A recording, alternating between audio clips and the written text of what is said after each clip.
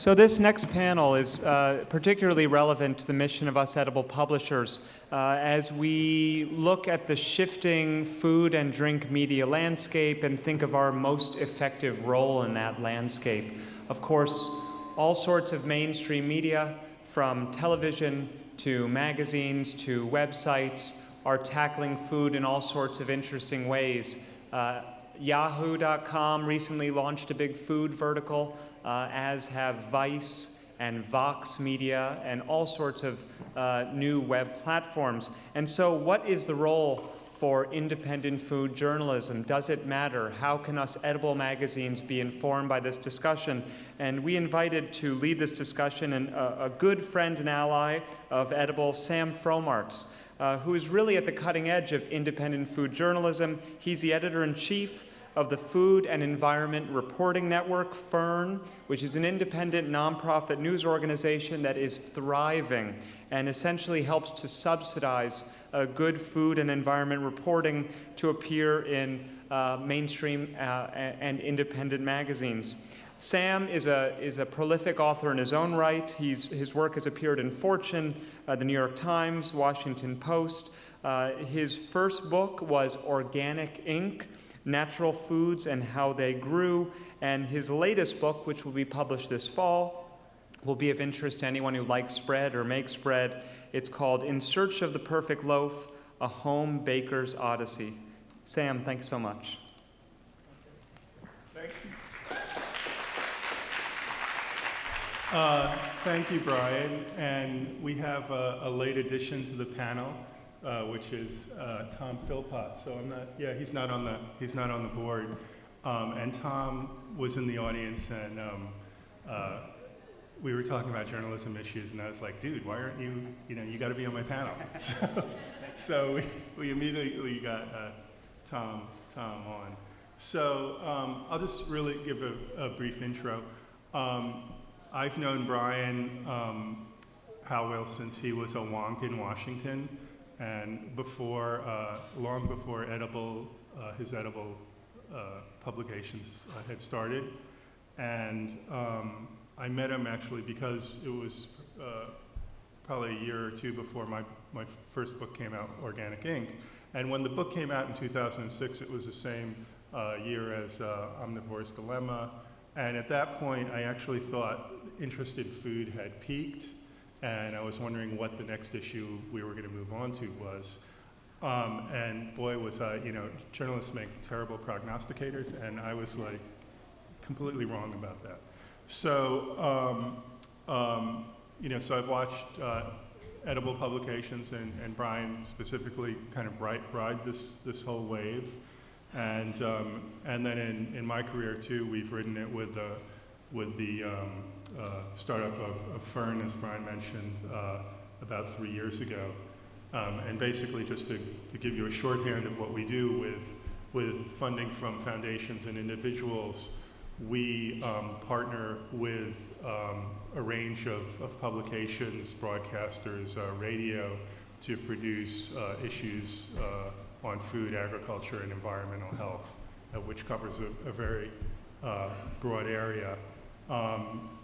And we've done about 24 stories in that time, all sort of in-depth works, and we estimate we've reached over 60 million people with these stories through our various publication partners. So on this panel, we have one of those partners, which is James Marcus from Harper's Magazine, who we're really pleased to work with. And I've known James since just after college in the 1980s in New York City, which was a great time, and we kind of lost touch and pleasantly reconnected. Elizabeth Roy, who's a wonderful environment and food writer, and I was familiar with her work, and when we started Fern, I was determined to kind of rope her in, and I'm glad I did. And then we have Gabriel Langhans from Edible Manhattan and Brooklyn, she's an editor there, and she's been working with them for 9 years. And Tom Philpott from Mother Jones, who I knew when he was at Grist, and I think even before Grist is when we met, when he first started writing online. And so I guess it's a short way of saying I feel like I've come up with a lot of these people.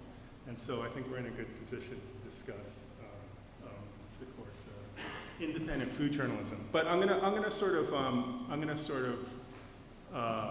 start with a wider scope, which is placing food writing, and writing about food issues, which I just briefly talked about, in the larger context of the media landscape, and maybe. Oh, sorry. Okay, is this better? and actually, not to put you on the spot, Tom, but since you agreed to be on this panel, I'm wondering if you could sort of, spell out that, map out that landscape a little bit and talk about where you think, food writing has gone in relation to mass media, just broadly. Yeah. Well, it's a big question, Sam. Which we'll deal with. Yeah, throughout the. We'll break it down into chunks as we go. But I feel like there's kind of two main thrusts of food media. There's the sort of old school traditional food media that covers food as this sort of thing of pleasure. As this, in terms of recipes and cooking and photography and, beautifully illustrated stories about, faraway places. And that obviously continues to be very important, and it has declined with the broader decline of the economic model, traditional economic model of journalism. But within that model, it remains very important, obviously really big on TV. And then there's this emerging look at food in its political dimensions, its ecological dimensions, that has been around for a while, but kind of lurched along at the margins for a while. And someone who I'm looking at in the audience right now, Marion Nessel, helped bring it out of the margins, really. In the most recent round with her book Food Politics, which came out what year, Marion? Like 2002. And when I was actually a financial writer in New York at that time, thinking really hard about food politics, but not really having a framework to think about it. To go back to what Anna Lepay was saying earlier today, and that book sort of opened up this idea of food politics, and it sort of put food policy on the map, it spelled it out articulately. And so that book, helped launch this second strain that I think that Fern is part of, and we're all here part of, that I think whereas traditional food journalism is thriving as it ever did, that this new thing here is growing. I think people are more interested in it, but it also is emerging precisely at the time of this, rapidly changing and, pretty scary landscape for journalism as a whole. And I want to say that I feel like the edible magazines really straddle those two. At their best, you've got the beautiful food photography and whatnot, but then you also get these discussions and highlight this sort of spotlight on the political injustice kinds of issues. Right. And, we kind of struggle with this at Fern because we're always partnering with a range of media companies, and we're always having to, in a sense, sell our stories. And I think what the editor dreads is like some really dry, story that involves food policy or, God forbid, environmental policy, which is just slightly probably worse than wonky science. But the way we kind of, I'm sort of realizing one of the ways we get around it is that in this world, within the food/agriculture/environment world, policy actually is a character, right? It's a huge actor, and it affects a huge amount of things. So how do you sort of, in a storytelling way, sort of paint policy as one of the characters in your story? And maybe on that note, I can turn to James, because Harper's is all about narrative and story, but also making a point, and they've done some interesting stories that maybe he can talk about briefly. Yeah, sure. You're right to say that Harper's is very much a magazine of narrative, whether it's in the reporting or in essays or, of course, in the fiction. So we would tend, most of the time, not to run a piece that is somewhat close to a policy analysis. Even if it's a very shrewd one, there's such a strong prejudice toward narrative that when we're looking at a potential food piece, we're always hoping there'll be a narrative engine in there or pressing the writer to come up with one. I've been at Harper's almost 4 years now. I've worked myself on 2 stories that certainly fall into the food category.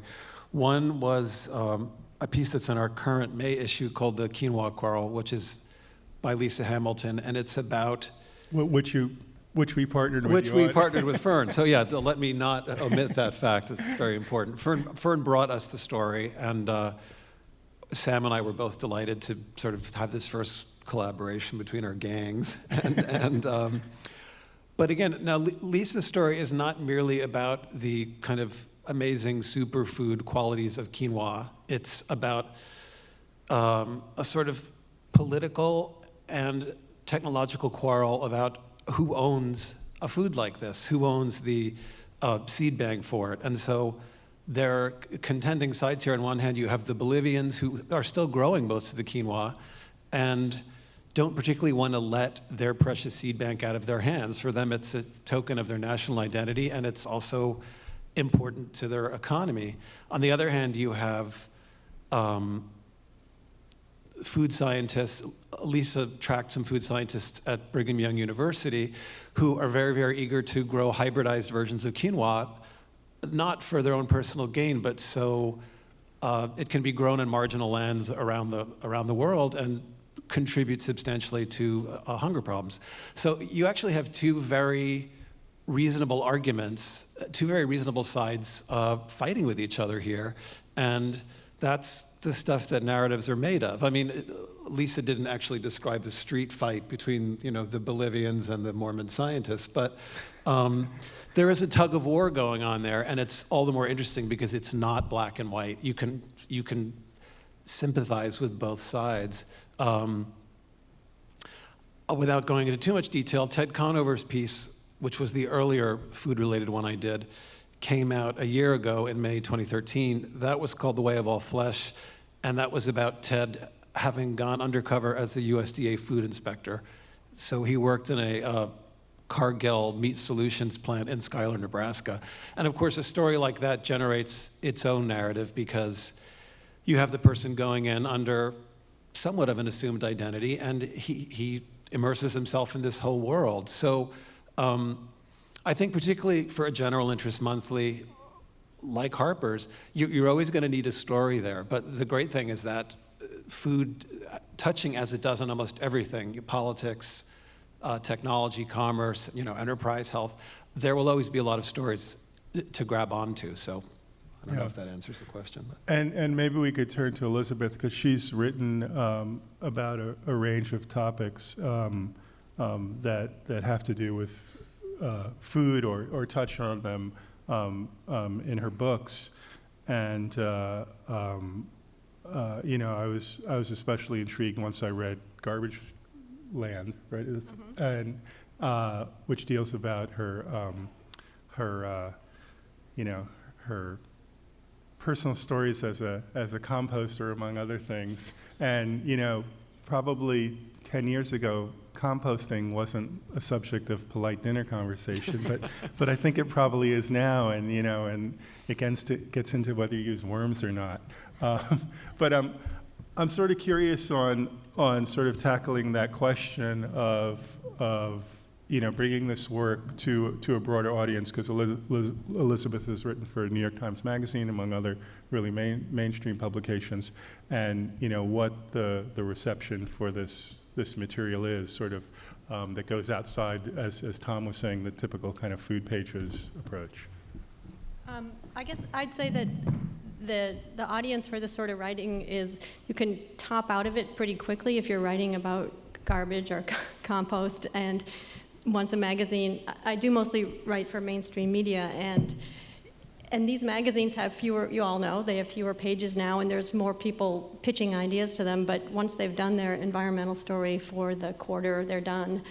It's harder and harder to place them, but food is sort of a wedge issue that, and I've never considered myself a food writer, but writing about consumption and waste and water issues and energy, you're circling around food. It radiates out into all these different areas. And I think what the readership for food stories, it's huge online, and when I've written these stories, it's the food blogosphere that has made them explode, and the foodies are all over it in a way that the mainstream media, the bloggers are all over it. So the stories that I've done on my own and through Fern have mostly spread and found their audience because of the online food community. Mm-hmm. Okay, and Gabriel, I'm wondering if you could talk about Edibles' experience too. I mean, you've been involved with them for 9 years, and how has that sort of landscape changed, for your publications, and what you're seeing in terms of what you can do and what the reception is, and what the audience is? Yeah, the reception has been incredibly enthusiastic and exciting, as evidenced by the growth of the Edible network nationwide. And here, just in New York, we have was started with the East End, launched Brooklyn 9 years ago. There's Manhattan 6 years ago, Queens, now Long Island, and multiple upstate and out across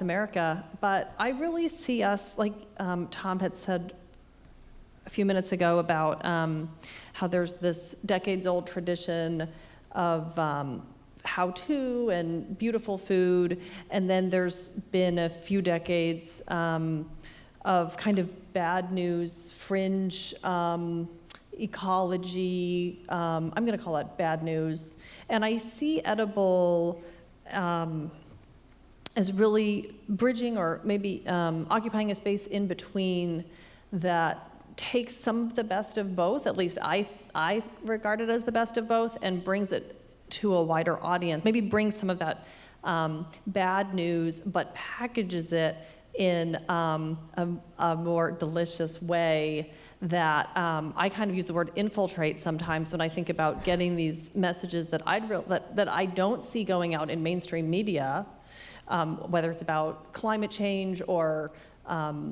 health crisis or agricultural crises, and things that people don't want to read, the mainstream audience doesn't want to read, but doing storytelling in such a way that we can bring those stories and those messages out to a wide audience and almost trick them into reading them and waking up to the bad news that needs so much attention, but in a way that's enjoyable, hopefully.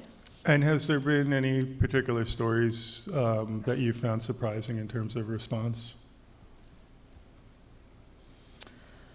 Well, one thing that's tricky is most of my information about response is really anecdotal. That's fine. Yeah. So, I mean, I've sent over 70 issues to the printer, and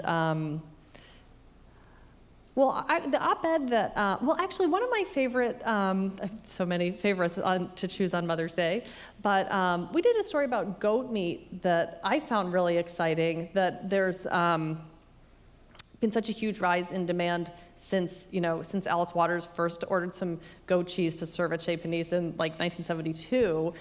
Now goat dairy is in every supermarket in America, but there's so little demand for meat. We ran an op-ed with the headline, I'll set up the headline, that it's about how every milking mother, of course, has to have babies to be able to begin lactating, and half of them are males, and they're basically regarded as a waste product in the United States. So we ran a story with the headline, Billy the Kid, Not Wanted Dead or Alive. And that one had a fun response. So everybody eat more goat meat, please. Right.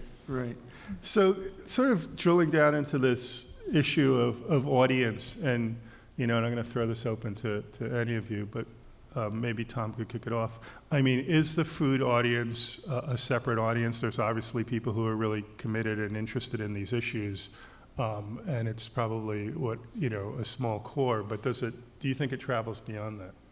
I do. I think especially what travels beyond is when you can tell stories, which unfortunately you sort of can all too often in our society, in our food system, where practices that are considered to be normal and common and approved by our food safety agencies and our food oversight agencies, practices like this that are damaging to people's health.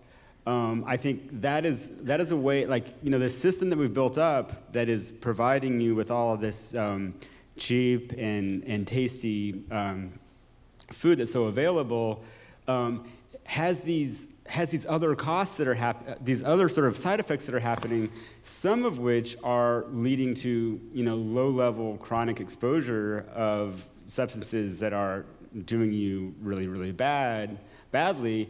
And when people start thinking about them and start thinking about the fact that their kids are getting them, then the story all of a sudden becomes important. And I know at Mother Jones, I've been writing about food politics for about 7 or 8 years now, and I've seen headline styles change.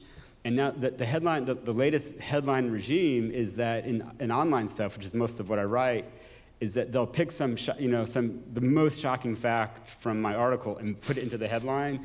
And it's basically your ex is killing you. Whatever it is. And I think the reason why, and I shy, because I tried to, or I like to believe that I write with subtlety and try to draw things out, and things are ambiguous. None of that can, in the current headline style, all of that's out the window. And the reason is because it jolts people into being like, And my hope is that it inspires them to ask bigger questions. Well, why is it this way? Yeah, and James, I'd imagine Harper's is the opposite. It goes for the most ambiguous, subtle headline out there. I mean, we officially recognized the internet just 18 months ago, so we haven't really been running after search engine optimization for very long. We do actually, joking of course, we do actually have a beautiful website now, but most of the magazine proper remains behind a paywall, and that makes some people happy and some unhappy. Sometimes it makes writers unhappy, but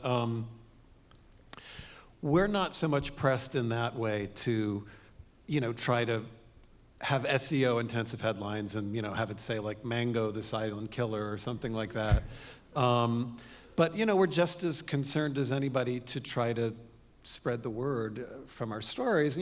We will have related pieces on the website pointing people, encouraging them to subscribe actually. And we obviously, have social media channels and so forth, but getting the word out is a problem. I mean, it's a challenge for all magazines. And I mean, to some extent, of course, you want to play the most sensationalistic card you have.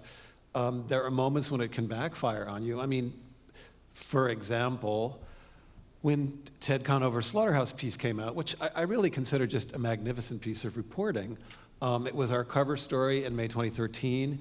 We had gotten a painting, basically of kind of bloody meat, more or less, to put on the cover, which seemed very appropriate. Now, the magazine hits the newsstands. It happened to hit the newsstands right as the Boston Marathon bombing took place. And I think in the immediate wake of that, a magazine with like a pile of bloody flesh on the cover was not something people wanted to run out and buy, just on a visceral level. I mean, I don't think it was wrong of us to try to play up the sort of, visceral, in every sense of the word, feeling of that piece. But occasionally it'll backfire. But again, since most of the core identity of the magazine is still the ink and paper magazine, not the web, so we're not quite pressed in the same way to try to generate page views as much as we do like to have them. Right, and those kind of stories, do you think that appeals to just the general Harper reader? Oh, yeah, definitely. I mean, no, they're definitely aimed at the general reader. And that's true across the board, not just for our food pieces. I mean, the whole idea is that you want to have a piece about something that is urgent and fascinating, which potentially none of your readers will know anything about. I mean, it's an attempt to immerse them in a new and important world. So we love when the pieces are picked up and talked about by the foodie community and food bloggers, but we're always aiming beyond that, I think. Right. Okay. I also want to turn to the issue of editors, and maybe Elizabeth can answer this, and maybe I'll chime in too, because I'm always dealing with editors. But the response of editors to the stories you pitch, and what seems to hit and what seems to miss, like generally. And I just want to say that part of the reason I'm asking Elizabeth is I think she does these wonderfully creative stories, including one about how her and her daughter had this regular practice of cleaning up the condoms in Prospect Park, which is a very kind of unusual story, a little on the ooey side, but not a particularly easy. She didn't do it. I wouldn't ask her to do it. Okay, but she came along. She ran into them, more than I would have liked. Okay, but you get the idea. I mean, it's like, how do you, what works and what doesn't for you? But editors are a great mystery to me. Okay, James. It's just, you never know what they're going to like, because they know what's in the pipeline. I haven't read all of their past issues, though you try to do your homework first and see if they've covered it. But a lot of the things that I'm intensely interested in are not that interesting to magazine editors of the places that I pitch. And as I said before, there's a sort of fatigue with environmental stories, and they can take the same shape of Davids versus Goliaths, and there's bad guys, and it is hard to make them interesting. So, I mean, it can be done, obviously. It's done beautifully all over the place, but I think it's harder and harder to pitch them. But what do you think that is? Is it because it's just this kind of, do they view them as, this is an abstract issue, it's not really like a strong character who's, gone through something, or what is that, about the environment per se? Or do you know? It's always particular case by case. One issue, the things I like to write about aren't beautifully photographic. I write a lot about where things come from and where things go, and where they go isn't beautiful. And so magazines that like to have beautiful pictures have trouble with some of these things. How are we going to illustrate it? Maybe the web is a little more open-minded and I don't know, can use other techniques to draw people in, those shocking headlines. But yeah. Yeah, I'll just talk about one example we had with a different partner, which was the American Prospect magazine. And the editor there, Kit Rackless, who's a good friend of mine and an exceptional editor, said, when we first talked about doing stories with him, he said, our readers are incredibly smart and know absolutely nothing. and that was like the key on how to hook them. And actually, we did a story recently with them about the vanishing grasslands in the Midwest and how they're basically being plowed under. Jocelyn is here. Oh, and by Jocelyn Zuckerman, who's here, wonderful writer, in the house. And how they're very ecologically sensitive areas and marshes, et cetera, are basically being plowed under for corn and soybeans. And I was really concerned about whether readers of the American Prospect would want to turn the page. and part of the hook on the story was how it's really impacting, bird life and migrating ducks, et cetera. But I still couldn't really imagine, okay, so you got the duck hunters, but I don't think that's the American prospect reader.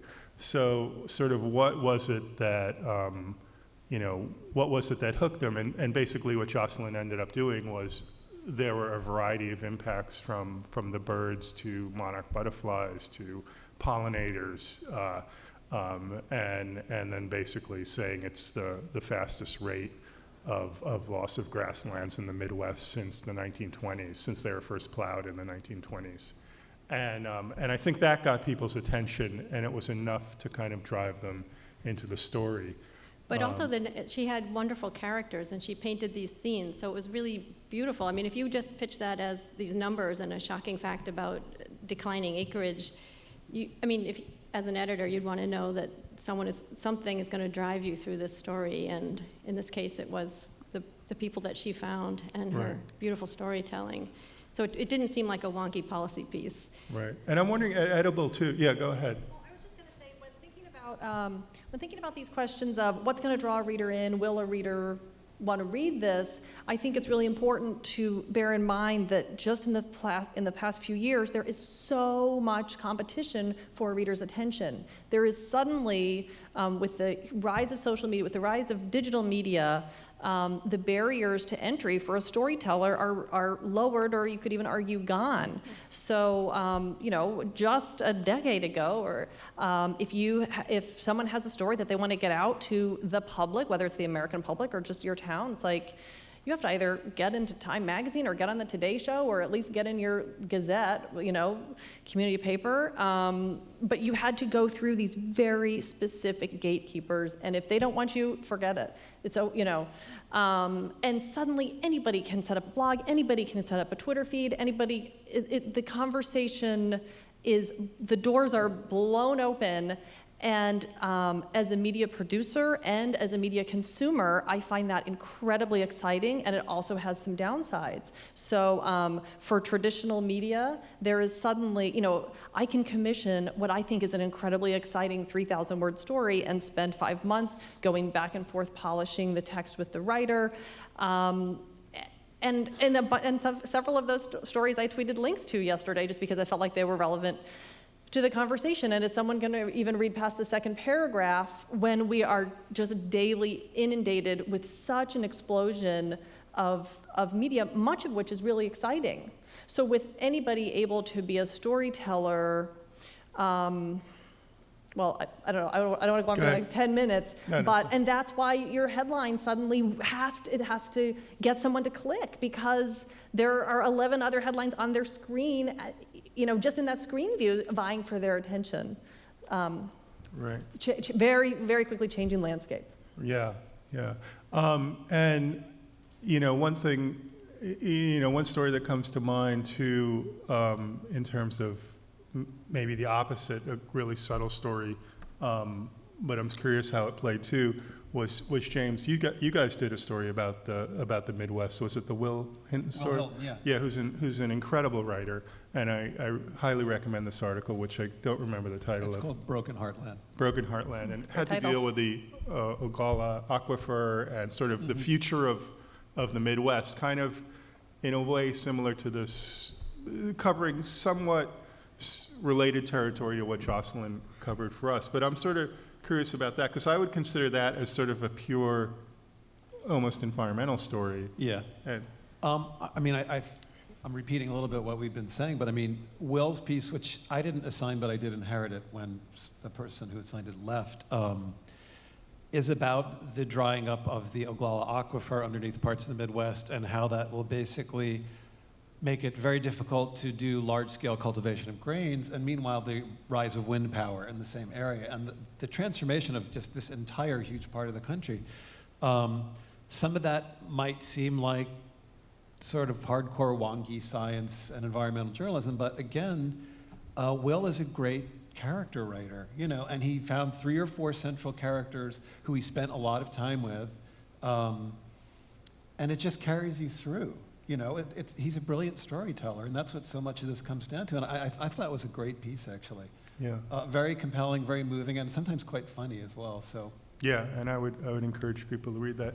And maybe for you two, Tom and Gabriel, I'm sort of curious about those stories that maybe don't have the this chicken meal is going to kill you kind of headline, and the more subtle stuff, especially Tom, that you write about, and maybe the issue stuff that you guys tackle with in Edible that may not have the star chef or the most incredible new Brooklyn eatery or something like that, and how those kind of play, and maybe the more subtle things that you touch on, Tom. Yeah, I mean, well, one thing that I find difficult is that I think it was Upton Sinclair set out to write The Jungle, and he meant it to be, for him it was about the treatment of this workforce down there at the stockyards, and telling the story of the way that people were getting ruthlessly exploited down there and working under dangerous conditions. And that's not what moved people. He said, I went after their hearts, but I hit their stomach, or someone probably has the exact quote.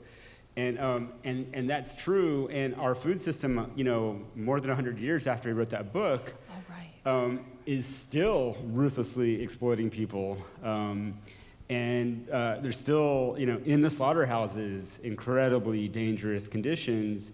And I struggle myself with how to make that relevant, how to make people care about that. And one thing, I was just talking earlier about a story about how the USDA is really, really itching to approve this plan to speed up the kill line on poultry slaughterhouses and remove inspectors from it, in a move that it says will save the chicken industry, which is basically controlled by 4 companies, $250 million a year in reduced costs from the faster speed kill line, and save the USDA $90 million a year, which is nothing in the federal budget. And they're itching to do it, but there's been pushbacks, and so they haven't. And to me, the main story is just the essential. You've got workers already working under terrible conditions and kicking them under, putting them under the bus yet again. But there's also a food safety angle to the story, because despite what the USDA says, it looks like more fecal matter and things of that nature are going to get through on the food. And so that's the angle that you have to play up. But like Upton Sinclair, I'm struggling to figure out how to make it how to make people care about the worker end of it. And I think Hit them in the heart and not just the stomach. Yeah, and I think you guys, masters of narrative journalism, have the right answer, and that is telling, maybe making the story more manifest and finding characters on those kill lines. But that's one of the things that I've been struggling with lately. While we're on the subject of Upton Sinclair, could I just share one thing? I was preparing for this panel and really asking myself, what is the outcome of some of these pieces? What is the response that it's gotten? Sometimes, of course, it's hard to track what is achieved outside the world of narrative journalism by a piece like this. Now, when Ted Conover's piece came out, Cargill, which owned the packing house in Nebraska, was understandably not happy about having had this guy in their midst. I mean, technically, Ted was employed by the USDA, not by Cargill, but Cargill was very, very unhappy. And in an article in the Lincoln, Nebraska Journal-Star, which came out soon afterwards, they chose that as their medium to hit back at him. And I looked at the article earlier today, and I just want to quote in brief from it. And I mean, basically, we have a very extreme level of fact-checking at the magazine, so Ted's article had been really put through the ringer in a very serious way. And it was quite long. It was a 13 or 14,000 word article. There were a couple of very minor things that slipped through, which in no way changed the argument of the piece. But of course, Cargill seized on every single one of these that they could find. So in this article, this is their meat division spokesman talking. He says, he, meaning the author, also insisted on referring to lean, finely textured beef. That's not our product. Ours is called finely textured beef. Theirs is patented by Beef Products Incorporated. Ours is patented by Cargill, and they cannot be interchanged. Okay, so that was one problem. Generally, Martin described the story as intentionally inflammatory or dramatic, and it wasn't accurate. In a separate email, he said this type of hit-and-run journalism he's done it before, it's bad. And then he says, we believe the author's reference to the 1906 novel by Upton Sinclair, The Jungle, in his Harper's article, is an apt one given the fable-like tale told on the pages of the magazine.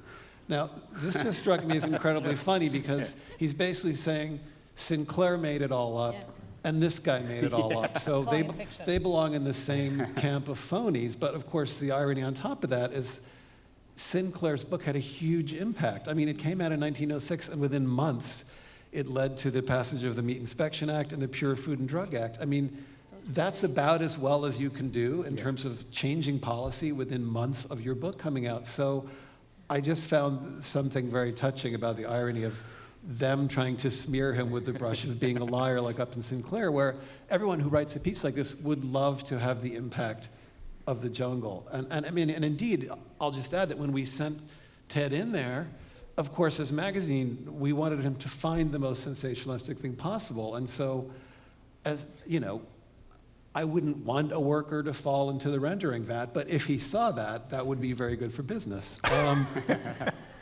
But in a way, the counterintuitive conclusion of the piece was that USD inspectors are incredibly hardworking and diligent. I mean, it was a celebration of how hard those people work. And to the point of injury. To the point of injury, well, almost always to the point of injury, but also that the plant itself, I mean, they kill 5,000 cattle a day, but it was a state-of-the-art, shiny, clean, well-maintained plant. So in a way, he didn't come back with, now it's still a hellish environment to someone who's never been, I mean, even reading the description is quite frightening in a way, but he didn't come back with quite the Upton Sinclair style scenario we thought, and that actually made the piece more interesting to me, that he was describing a situation that was about as good as it gets, and yet it's still very disquieting for a reader to. Right. So I want to leave room for questions, but before I do that, because we have about 15 minutes, I'm just sort of curious from all of your perspectives, whether the sort of topic was independent journalism, and whether you see more sort of mainstream, larger outlets as competition in any way, or do they even come to mind in the work you do? You want to? Yeah, I think that I have been pretty impressed by the ways that some of the big. I think of them more as sort of prestige media. When I think of like the New York Times or the Washington Post, I mean, it is mainstream, but when I think of mainstream, I think of like some big TV network or some mass market magazine. But Michael Moss has done incredibly groundbreaking investigative work for the Times. The Washington Post has a reporter named, I think her name is Kimberly, I'm going to bungle her name, but the Washington Post has a reporter who's been really dogging this USDA poultry inspection story. So I think that these issues have caught on with them. And I think that part of me probably should see it as competition and be frightened of it. But what I'm more excited about as someone who covers this topic is that it's opening new information, opening new vistas. I want to see more resources on it. So no, I don't see competition, and I love it when Harper. A few publications do a great food piece like Harper's. Like I remember the Richard Manning piece, "The Oil We Eat," probably before you got there. Yeah, a groundbreaking piece, probably 2005 or 4, something like that. Very influential on me. And so, for me, maybe for my career, but for me as a person interested in this topic, the more the merrier is what I say. And Gary, I'm sort of curious from your perspective, especially locally, because you have New York Magazine, which has a very active food website. You've got the Times. You've got any, Eater. You've got any number of things, and. Yeah. A lot of the mainstream outlets that you just mentioned, they spend so much time, not exclusively, but Grub Street, the food site for New York Magazine, so much of that is about like hot chefs, what's opening tonight, what's opening, this minute, and kind of just gossip stuff. So I don't regard them as competition at all. And I'd be thrilled to see the more ink on these issues, the happier I am. And so I also don't really regard this as competition, but there's also a really exciting groundswell of beautiful print magazines coming online, especially in Brooklyn. But I'm sure many people here were at the Food Book Fair last month, and also last year they had a room called Foodioticals, which is food periodicals. And I when I went last year, expected to, I was kind of like the old lady in the room, like the elder statesman. At that point, we've been doing Edible Brooklyn for 8 years, and everybody else was on their second issue, and I was just blown away. This year they had 80 different publications, print publications, you guys, in 2014. Beautiful stuff, people really doing it from the heart. I have no idea if anybody's making any money. Incredible, creative, exciting journalism around the intersection of food, experience, ecology, meaning.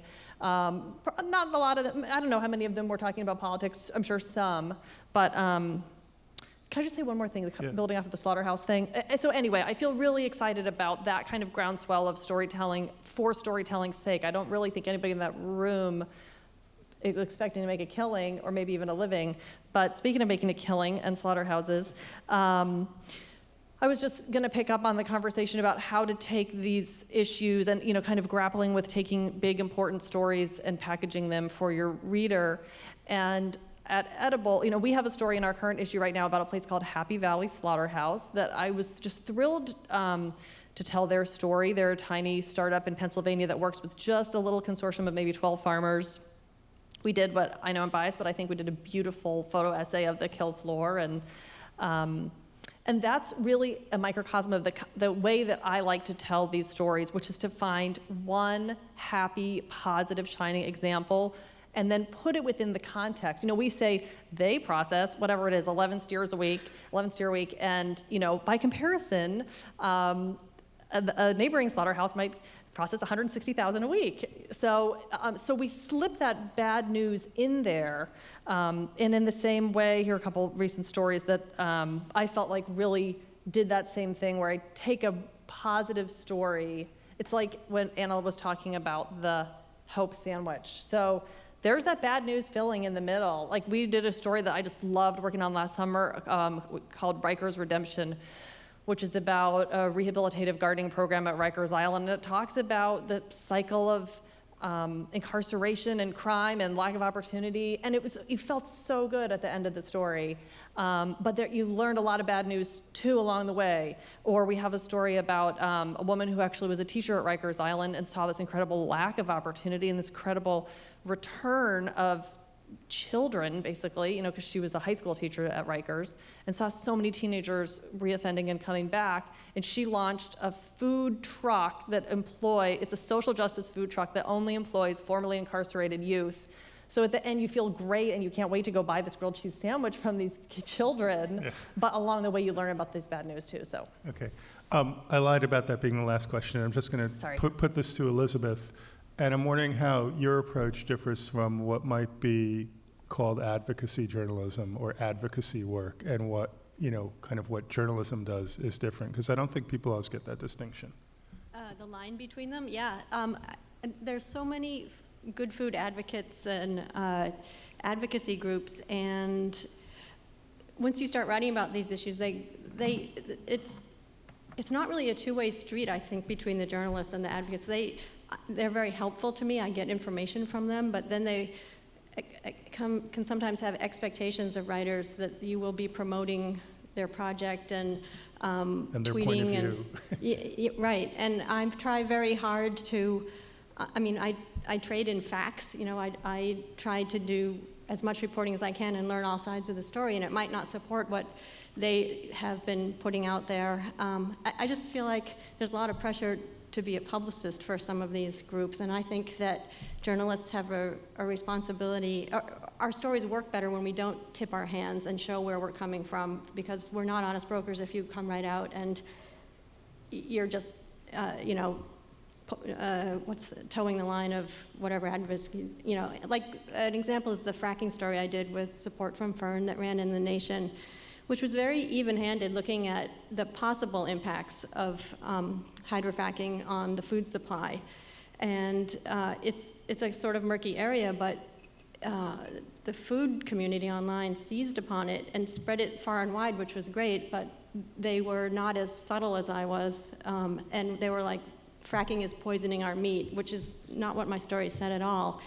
But it got a lot of attention for the story and alarmed a lot of people. So there is some friction, I think, between journalism and advocacy work, and it's just a lot safer for me to stay on my side of the line. Right, and I'll just elaborate on that because it's especially relevant to Fern as well.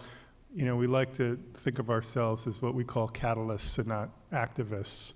And so when you're taking an independent line and considering a lot of different views, it in a sense gives you more credibility with the public, and so that they understand you're not just touting a certain line. And I think that actually brings you more readers. So on that note, I'll open it up to questions. We have probably about a little over 5 minutes. So if there's one mic there, I see, and one here. So go for it. There we go. Hi. I was just curious what your all's opinion. It's been really interesting.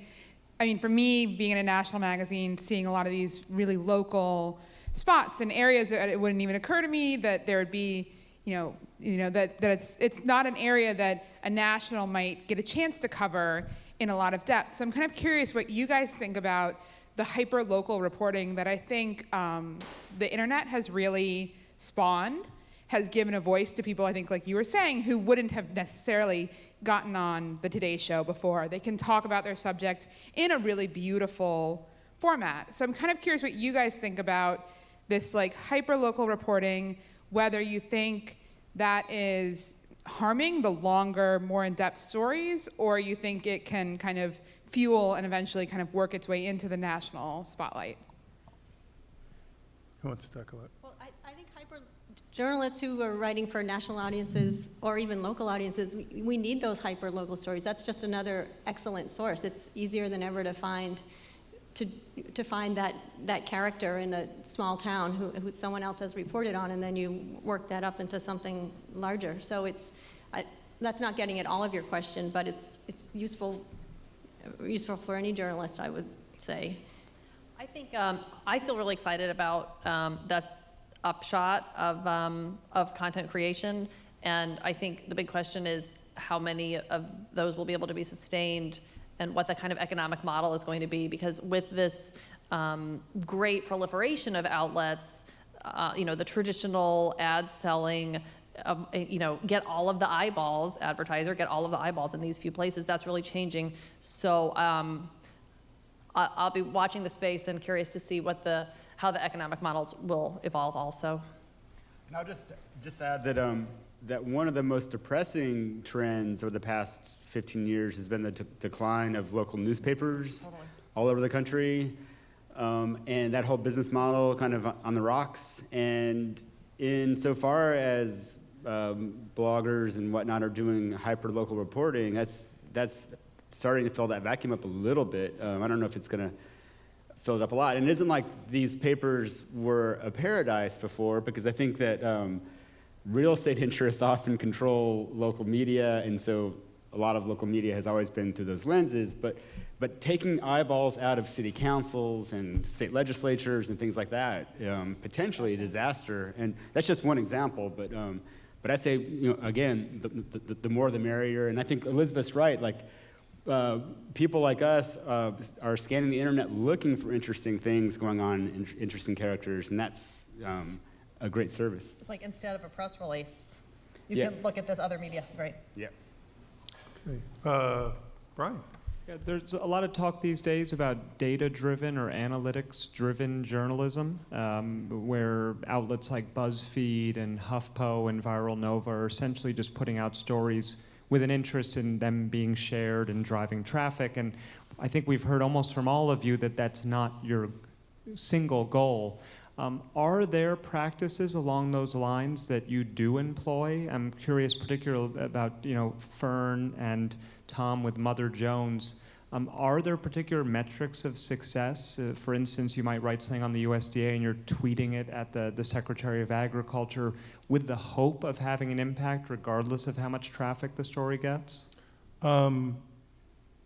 Yeah, I mean, it sounds like two questions, one having to do with data journalism and one having to do with impact. And it's funny you should mention Mother Jones, because we actually did a data story with Mother Jones, which has a crack infographics team, and create great material out of data-driven, out of statistics, essentially. And we did one on food stamps. And those stories do get shared widely because the images can get shared widely. But the short answer on impact is we measure impact in basically every way that you can, largely because we want to see what's sticking, but also it's something that our funders are particularly interested in. And so we'll measure total audience, we'll measure social media shares, we'll mention any potential changes that happen at a regulatory level, which may not be directly influenced on us, but can be influenced by a conversation that we're part of. So there's many different ways to measure it. And at the smaller level, which shouldn't be discounted, is you're potentially changing behavior, changing the way consumers or farmers do things, and that can be valuable in its own right. Yeah, and I think everything that Sam said about Fern is also true of Mother Jones. We definitely have people on staff who are tracking influence and definitely counting, Facebook likes and page views and all that. I think one thing that's a big difference is that, something like, Upworthy or Huffington Post they are writing something with the hope of getting this many shares. Yeah, and I think the difference is that, someone like me is making an argument or writing something or doing a blog post or something where I'm trying to tell a specific story in a subtle, nuanced way, and the editor lets me do that, for the most part. And then there's people that are slapping a headline on it and tweeting it out in a way that they're trying to maximize that. But the content, it comes first, and then the social media optimization. Whereas maybe some of those sites you mentioned, the social media optimization drives the content. Right. Yeah, and I would say it's also, in the case of Fern, it's part of our mission to get stories out there that aren't particularly being told. So I wouldn't think like vanishing grasslands in the upper Midwest is going to be a great tweet or, yeah. But it's like a hugely important story, and it did actually have an impact, especially, I was getting personal emails from farmers in that area, thanking me that we were telling that story, so. Yeah, I think in the BuzzFeed world, it is the challenge for us storytellers, and the next generation of storytellers, to really crack that nut of how to package the disappearance of grasslands or what, fill in the blank slaughterhouse issue in a way that's going to be appealing to someone who's grown up on BuzzFeed. Let's do it. Yeah, go. I teach at the University of Iowa, and I teach a course in rhetoric and the rhetoric of sustainability. And for 12 years now, I've been using your books, your articles, and the writings that all of you have been producing for my students. And I just wanted to offer a slight counterpoint to your commentary about, I aimed for their hearts and I got their stomachs instead. My students are inured to the shock of this is going to kill you. They're done with stossel journalism, if you can even call that journalism. They are interested in the stories, and they are interested in the controversy and the texture of the stories from the ground up. And it's one of the reasons why I think, Elizabeth, your book, Bottlemania, has been so effective in many of my classes, because they see the investment of place and the contradiction that comes when people have conflicting interests, and how do we parcel that out. And the community resiliency is not about data, and it's not about a lot of things that we think it's about where people meet and where people talk. And so I would encourage you to keep building those stories from the ground up, It's where the interest is, and it's where the people are, and everyone loves a really good story, so thank you. Yeah, great, thank you. And I think on that note, thank you, panelists. It's great to have this session. Thank you, readers.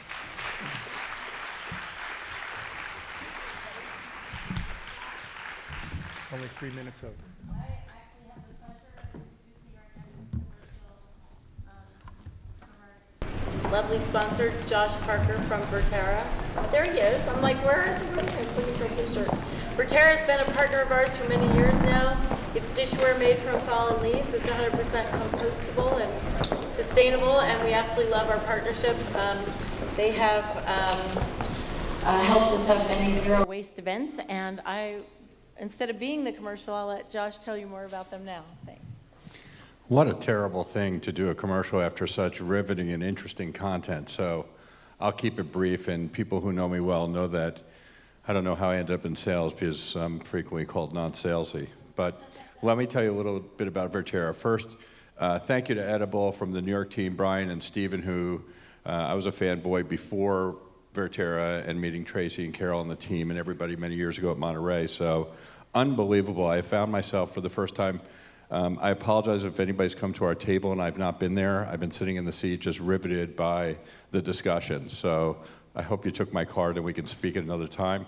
The Edible team, we're working on many things in terms of enhancing the partnership. But what we do is, as Tracy said, dinnerware from fallen leaves. It's a great fit. It's very similar to the story that's been occurring over the last 2 days about food, about real food, and about waste and a whole number of other things. Our dinnerware was founded on the belief that you could combine high design with the highest levels of environmental responsibility. And from our side, that meant making the plates out of a agricultural waste product. We developed the machines, the process to make the product glue and chemical-free. We made them beautiful and durable, and they're certified compostable. So a lot of the conversations, and one of the things I realized today is our conversation that we've been speaking about on the educational side is about compostability and about a very narrow sphere of waste where it relates to our product. But I really actually had an aha moment today, and that we fit into a broader discussion in the food world, which is about food waste and food recovery, and that was fascinating. I enjoyed that panel, and I introduced myself to the team. So we can be of help just to people on the edible side for events. I know that's an initiative in some markets, and we work closely with the New York team. To people that are visiting Institute who are not on the edible side, certainly we can help if you're looking to do a party, verterra.com. And to anybody on the food side, we are frequently at conferences and festivals and speak about topics relating to compostability and this whole new brand of products that is emerging, which we think is very exciting, which is sustainable, beautiful, and has high efficacy. So if anybody wants to learn more, we do have a table up top, and we're thrilled to be here. Thank you so much.